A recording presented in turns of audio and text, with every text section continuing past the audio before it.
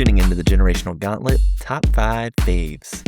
This is the podcast where we give you our top 5 on a topic with a generational twist to it. My name is Matt Lambert, and I'm the host of this podcast. Each week, I bring in a guest who's from a different generation than me to discuss or debate our top 5 on a selected topic. And last month, an episode released on our top 5 favorite chapter books for elementary kids. That was one part of a request from a listener for their top 5 favorite books.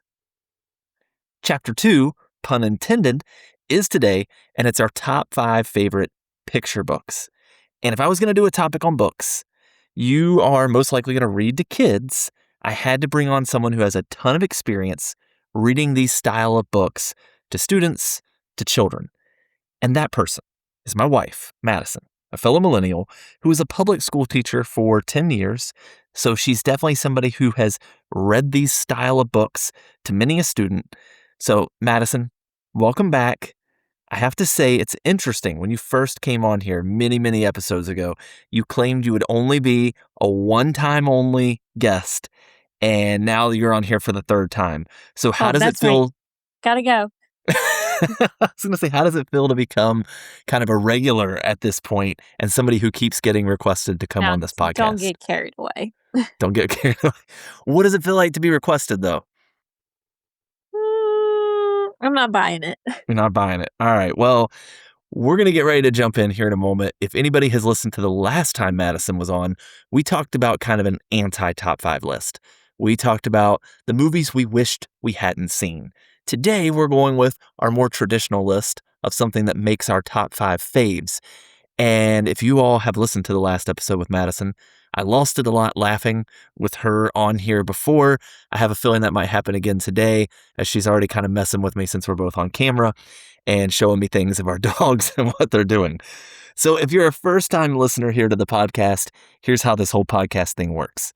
Madison and I have each put together our own list for our top 5 favorite picture books. We do not know what each other has selected. I think Madison probably knows 2 of mine. I have some thoughts on hers, but we'll see. Our list could maybe have some crossover. That's originally what I thought would happen, but we might actually avoid that completely today. But it'll be interesting to see where we land. So my beautiful, amazing, wonderful wife will kick things off with her number 5 and why first. Then she'll hand it to me. I'll give my number 5 and why. And we'll continue in that fashion until we get to each of our number 1s. Now, we did set one rule today before we went and started working on our lists. And the one rule we had was that you could only have one book each from an author. So that means neither of us today will have 5 Dr. Seuss books. We can't have 5 of the same author because that really doesn't bring some different variation to the list. So that was our one rule jumping into today. So with that, Madison, I'm going to hand it over to you. What was your, if you're ready, I'm going to hand it to you. What was your number 5 book on your list today? Okay, before I start, I just need everybody to know that this was very difficult to come up with just 5. As someone who has taught over 10 years in elementary education and then homeschooling Nora, who loves to read, we have so many books. We do. So many books that we turned a spare room into a library, and it's full of books. And I have to note, we didn't even put all the books in the library. There were too many books for the library as well, correct?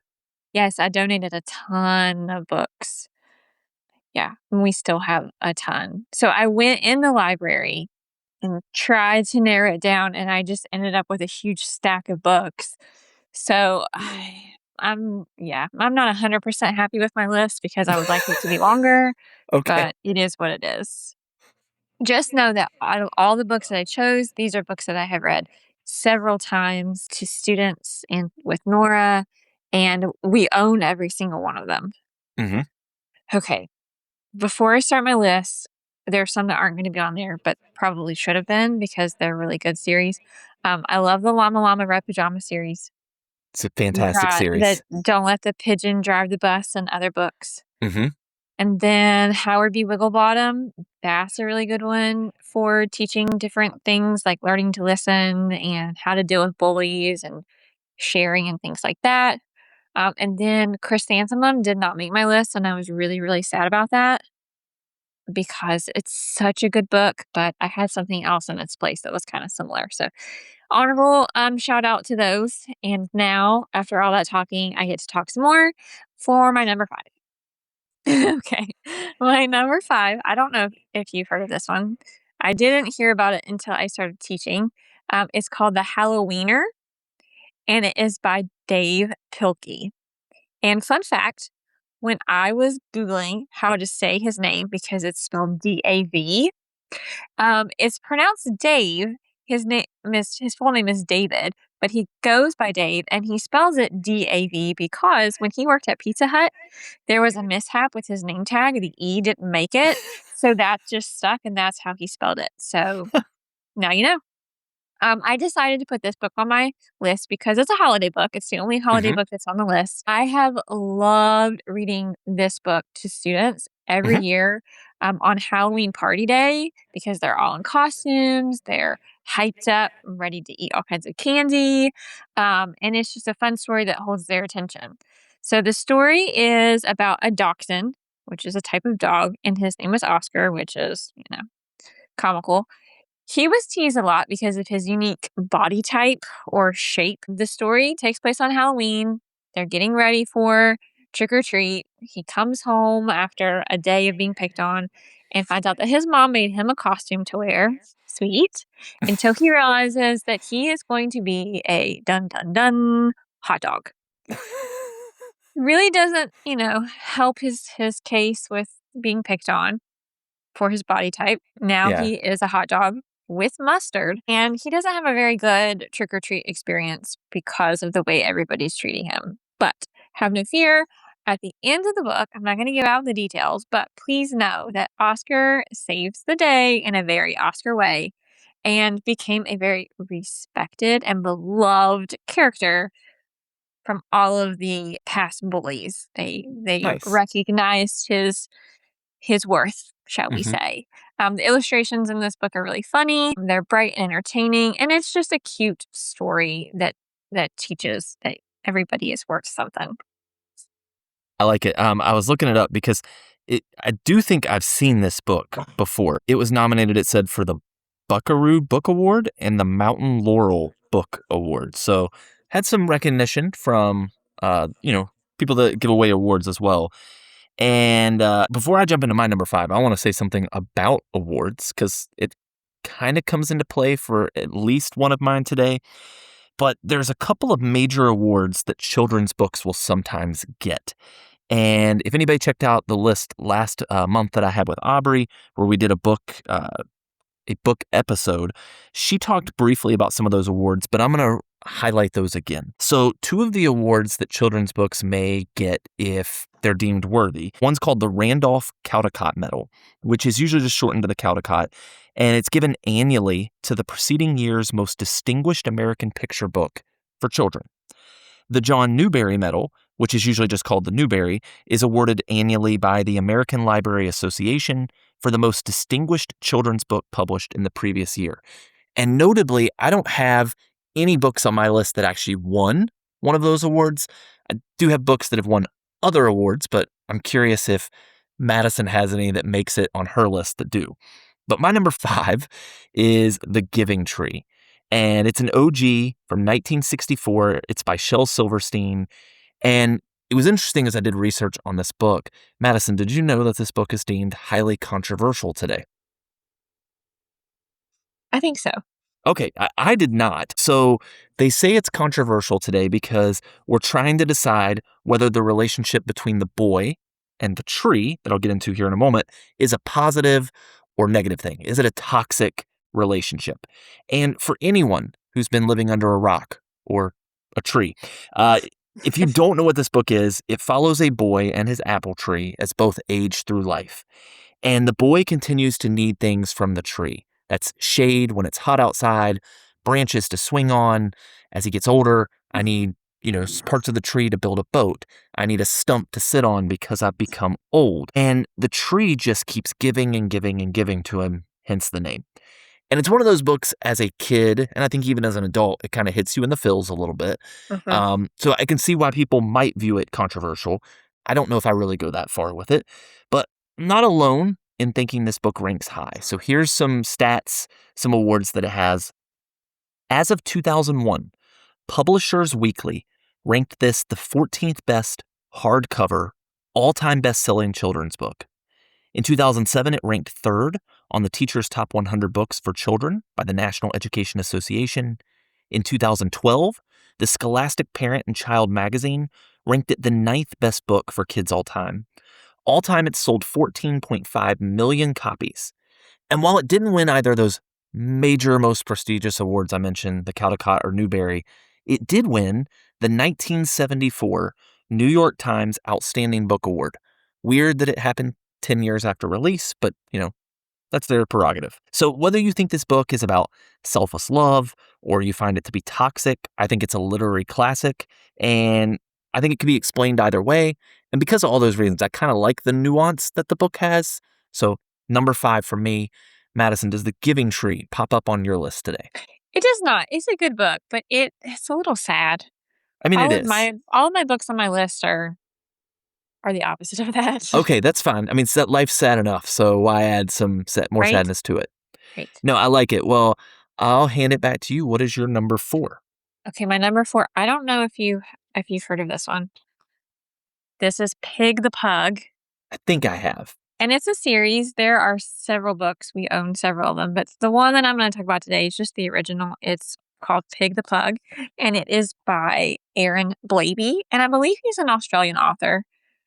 And maybe a former actor. Can't remember. Okay. But I just noticed that, number 5 and number 4 are both about dogs. So maybe there's an underlying theme here.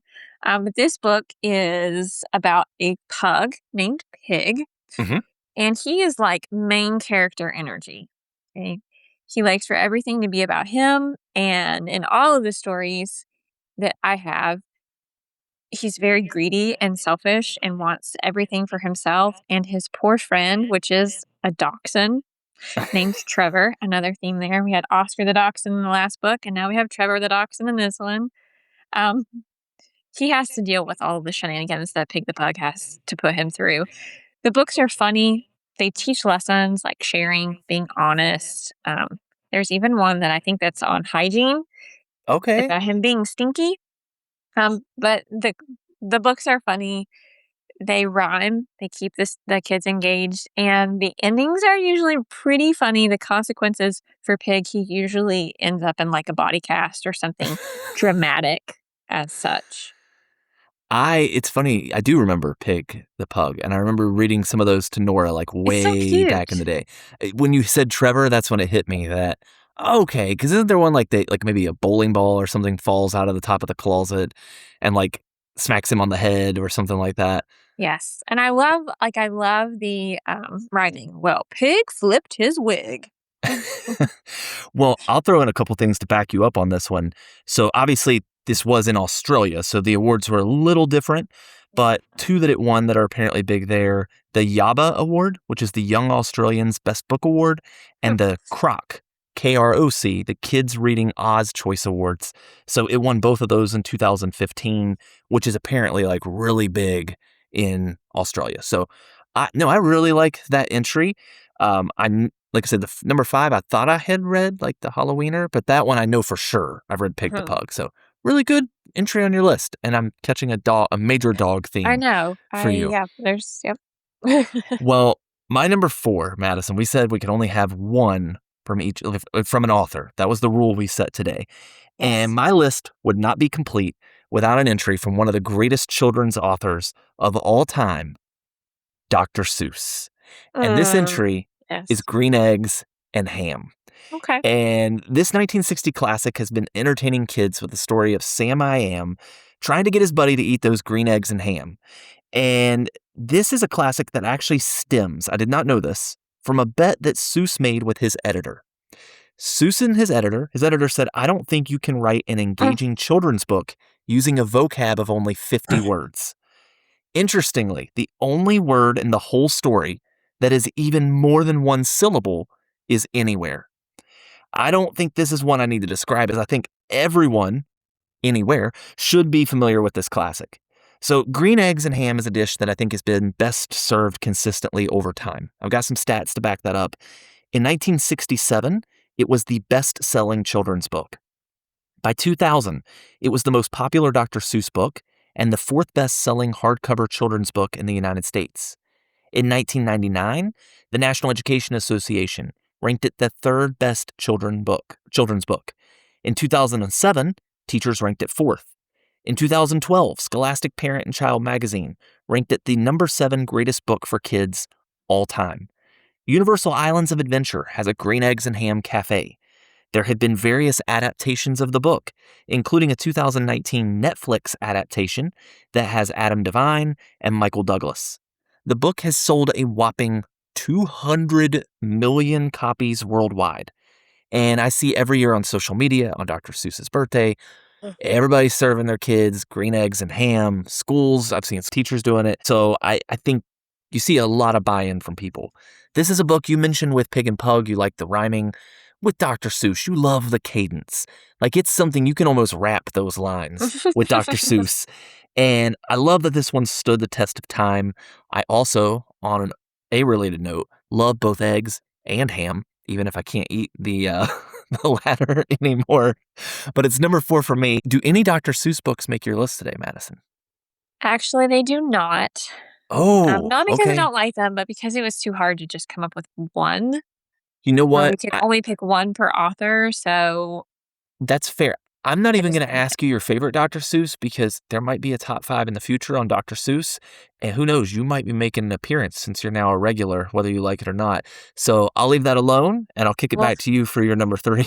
a hint about the Dr. Seuss is Horton is my favorite Dr. Seuss character. Oh, okay. Also an animal. I'm seeing a huge theme. You Okay, do. moving on. Just wait for my next one. My number 3. My number 3 is Interrupting Chicken. Another animal. And this is by David Ezra Stein.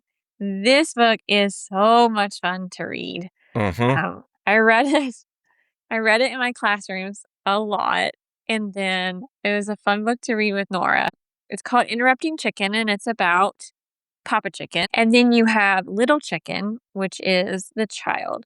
And they're going through, and Papa is trying to put Little Chicken to bed, and he's trying to read her bedtime stories. And spoiler alert, she's an interrupting chicken. And so she keeps interrupting the stories in these big, expressive ways when he's just trying to get her to calm down and go to sleep. So they have to try story after story after story. And you guessed it, she just keeps interrupting over and over. And this is such a fun book to read with the different voices. But it's a good one, to teach about waiting your turn to talk and not interrupting, whether that be interrupting your parents or an adult talking to you, or even in the classroom when another student is talking. But it has a really cute ending. I'm not going to ruin it for you, but that is the best part, is how it ends. I remember reading this one to Nora. That one is one that was a lot of fun. And you're right, Mhm. you got to do different voices. I am going to back you up even more with some awards. So I mentioned earlier the Caldecott Award, so only one book gets that. But if a book is given the Caldecott honor, that means it was one of the best children's books of that year. So still highly prestigious to get that. So this actually got the 2011 Caldecott honor. It was a New York Times bestseller. It was listed as a top tier read for younger audiences by the Junior Library Guild selection. It was in Scholastic's top 100 children's books of all time. And the Bank Street College of Education included this as part of their best children's books of the year for, I guess it was either 2010 or 2011. So, Madison, that's a really good entry just for the book, for the Memories of Nora. But man, it also has got a lot of awards to back it up. Probably one of the most awarded so far on either of our lists. So, makes sense that it's your highest so far. Go me. There you go. So my number 3, I have decided to follow suit with you. You've been dropping animal ones left and right, Mhm. and I've decided to add my name into that. I've got an animal, and it's interesting that your number 3 was a chicken because my number 3 Mm, is a bird as well. And you're laughing because I think you I know what know. my number 3 is. And my number 3 is don't let the pigeon drive the bus. And this is my first entry from this century. All my other ones have been the 1900s. That's funny. It is. So this one's a 2003 banger, written and illustrated by Mo Willems. And this one was one that I would read to Nora. And when I read it to Nora, she liked if I did the voices. So in this book, the reader is being told by the bus driver to not let the pigeon drive the bus when the bus driver needs to leave. And the pigeon then spends the rest of the book trying to come up with excuses about why he should be able to drive the bus, and then getting frustrated with you, the reader, as you're not letting them drive the bus. So this one was just a lot of fun. It kind of breaks what I call the fourth wall in terms of a book, and you're getting yelled at by a bird the whole time, which is also just comical. Yes.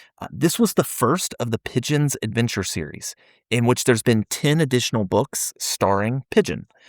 Willem actually has, I know we said we could only do one per author. So Willem actually has a pretty cool collection. Do you know some of Willem's other book I series? do, yes. Is one of them on your list? I'll leave it Mm, alone if so. Okay. maybe so. I'll just mention there's Elephant and Piggy, Cat the Cat, and others. And Pigeon actually makes appearances randomly. So it's almost like the Avengers. It's like the Marvel Cinematic Universe and like characters making another appearance. I love that Pigeon just shows up elsewhere. So similar to your number 3, so it's also interesting that both of our number 3s got this. This book didn't win the Caldecott, but it did get the Caldecott honor, meaning it was one of the best books of the year for children. It is an American Library Association notable book, a National Council of Teachers of English notable book, a Bulletin of the Center for Children's Books Blue Ribbon book, and a South Carolina Picture Book Award winner. It has made lists for the 2007 National Education List of the Teacher's Top 100 Books for Children and the School Library Journal's 2012 Top 100 Picture Books.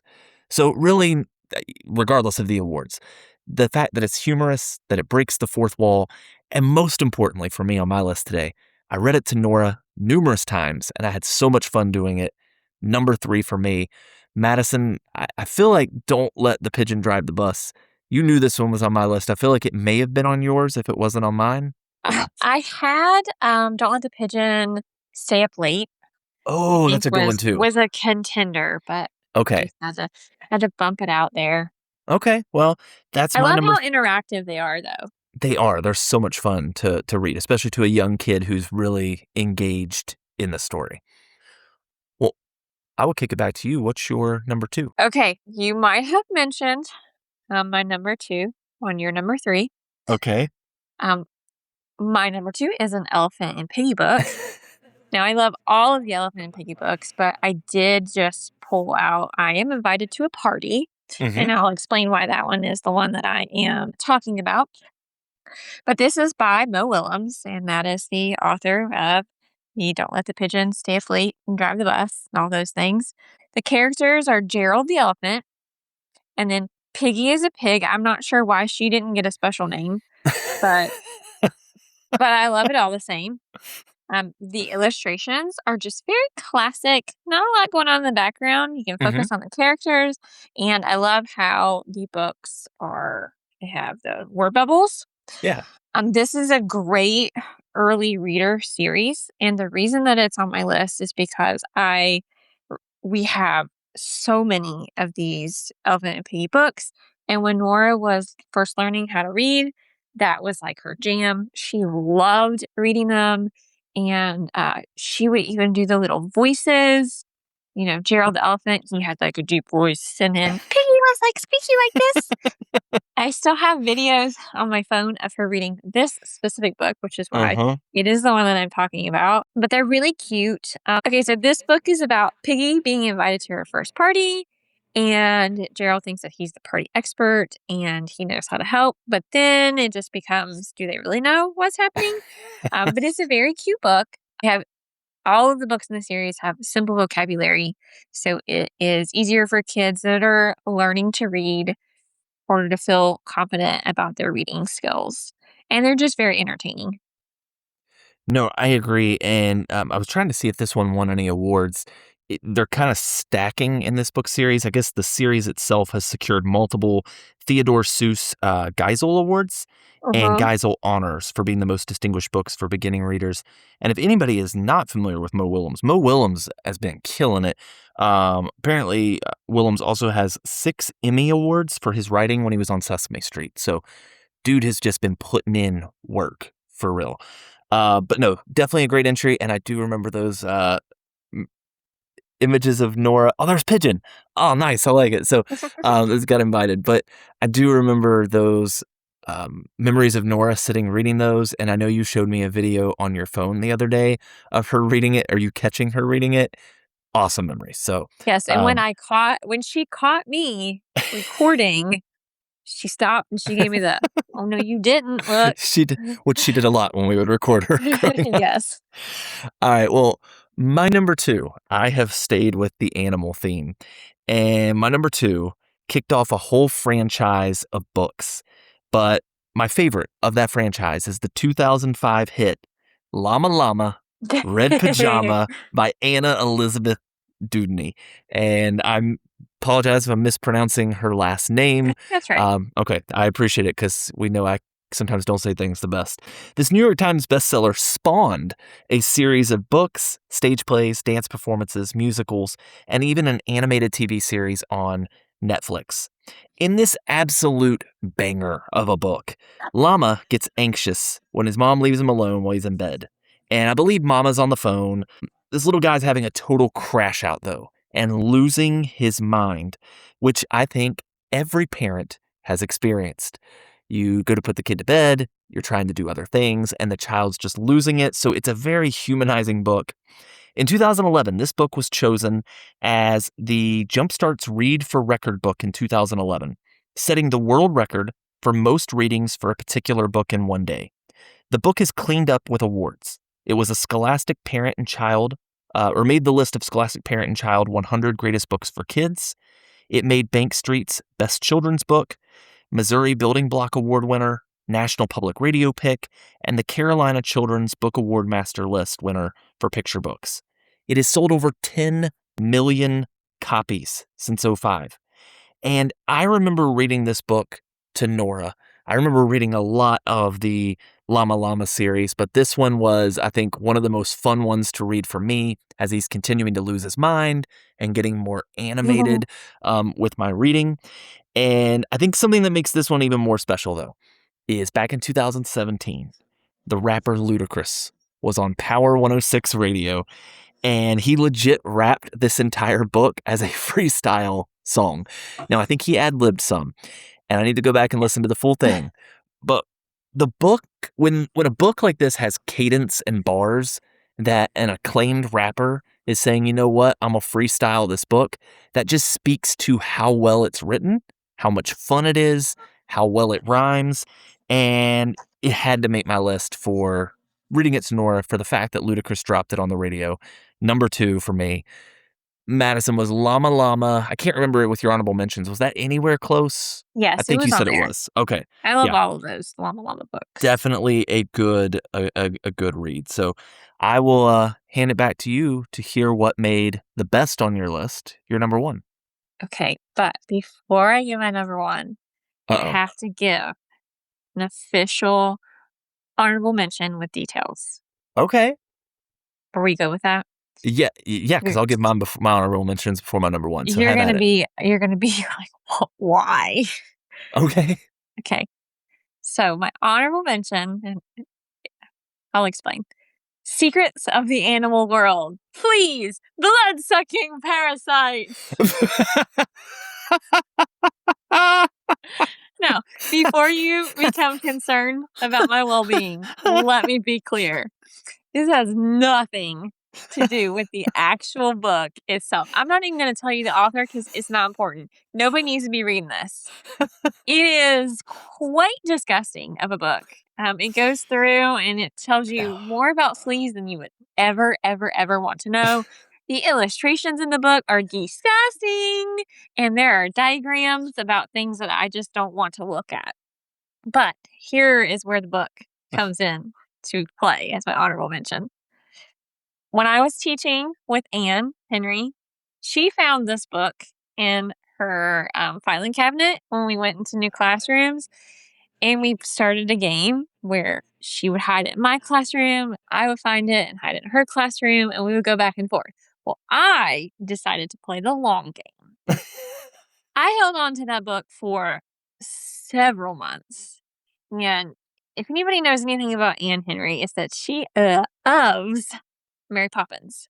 Well, we were planning a Disney trip November that year. And it was my goal to get her somehow to keep this book and not want to give it back to me because it is gross and I don't want to see it anymore.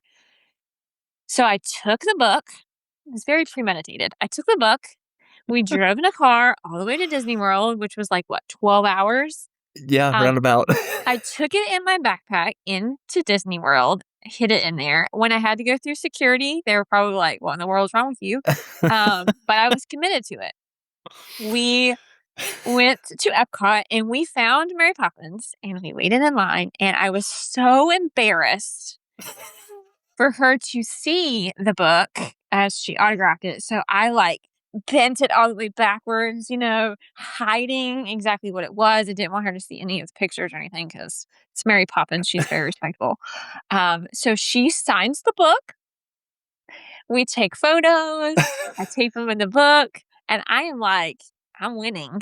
I just won that. There's no coming back from that. We get back to school. I had wrapped it up. I give it to Anne, and she knew exactly what it was before she even unwrapped it. She knew it was the book because this bit had been going on for quite some time. She opens it, and when she sees the Mary Poppins, it's like she was excited, but also probably mortified because she knew she had to keep it. And it was like, oh man. So here I am thinking that, yes, I'm a winner, winner, winner, chicken dinner. Well, that little stinker, she found the same exact book, on eBay from a library or somewhere selling it because why wouldn't you want to get rid of it? It's that bad. And so she bought it and coordinated with my mother to put Nora's footprints painted in the book. So now, guess who is the proud owner of fleas, blood-sucking parasites? It's proudly displayed in the library, but it is on a very high shelf where nobody can actually see any of the stuff inside of it. And if you want to get your own copy of Secrets of the Animal World Fleas, Blood-Sucking Parasites, it's on eBay for $16.08. It has a 99.7% positive review. Or you can find it on Amazon.com for $17.54 with library binding in used good condition. There's What's an ad even for you. better is it was a suggestion by the art teacher, Leanne Levins, and she said, I bet you they make, that's not the only blood-sucking parasite book out there. So when she retired, I bought one on eBay, and that was her retirement card that everybody signed. Because if we had to have a copy, she had to have a copy too.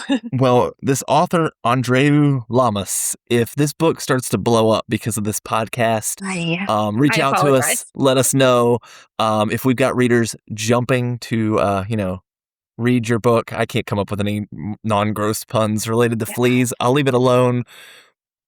Good story. Like where you went with that. Yeah. I had to mention it. Okay. I love so it. now for my real number one. Okay. I love this book so much. It is called Stand Tall, Molly Lou Mellon, and it is written by Patty Lavelle. It is such a cute book, and I read it to all my classes, and Nora and I have read it before. It's about a little girl. Her name is Molly Lou Mellon, and she was a little bit unique in some of the things about her. For example, she was very small. She was kind of clumsy. She had buck teeth. In the book, it mentions that she sounds like a bullfrog. I think when she sings, let me look. Yes. Molly Lou Mellon had a voice that sounded like a bullfrog being squeezed by a boa constrictor.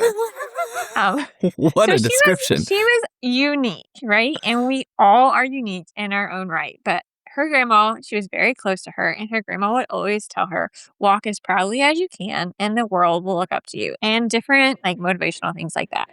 So she's very close to her grandmother, and she really took all of her comments to heart. And one day, Molly Llewellyn had to move away from her grandmother, and she started a new school. And when she started a new school, there was Ronald Durkin, and he was a little stinker pants. He was a bully, and he picked on her a lot. But what I love about this book and what I love about Molly Llewellyn is she did not fade into the background. You know, lots of times when kids are bullied, they try to change who they are to fit in, or, just try to hide away so they are not subjected to that kind of stuff anymore. But Molly Llewellyn, she just embraced her true self, which I love. Um, Tell Nora to be unapologetically you, Mm-hmm. be yourself, the Great world will advice. adjust. Um, and she does. And in the end, she ends up winning over Ronald Durkin, and he sees that all of her unique things, all of her unique traits make her who she is and make her a very wonderful person. It's just a great story if you have somebody that's going through bullying or feeling down on themselves and they need a little bit of uh, Encouragement. encouragement, confidence to Yeah. be themselves. No, I like that. This book won the Book Sense Book of the Year award in the Children's Illustrated category, the Georgia Children's Book Award for picture storybooks. It looks like it was also a commended selection for the Arkansas Diamond Primary Book Award. I'm going to be honest, I have no idea what this is. I Of all the love this books we've book. read to Nora, I don't know if I've ever been involved in reading this one, but I love the message that it has. I love the message that you brought. And for anybody listening, hey, like, be you. I love that your number one was very encouraging, had a great message. Mine does not. Not that it has a bad message. It's just doesn't bring home the message that you have. It's not really what connected with me. But I will give my honorable mentions first. So my honorable mentions were Thank You, God, for Daddy, which was a book that Nora gave me for Father's Day one year. Very close to making this list.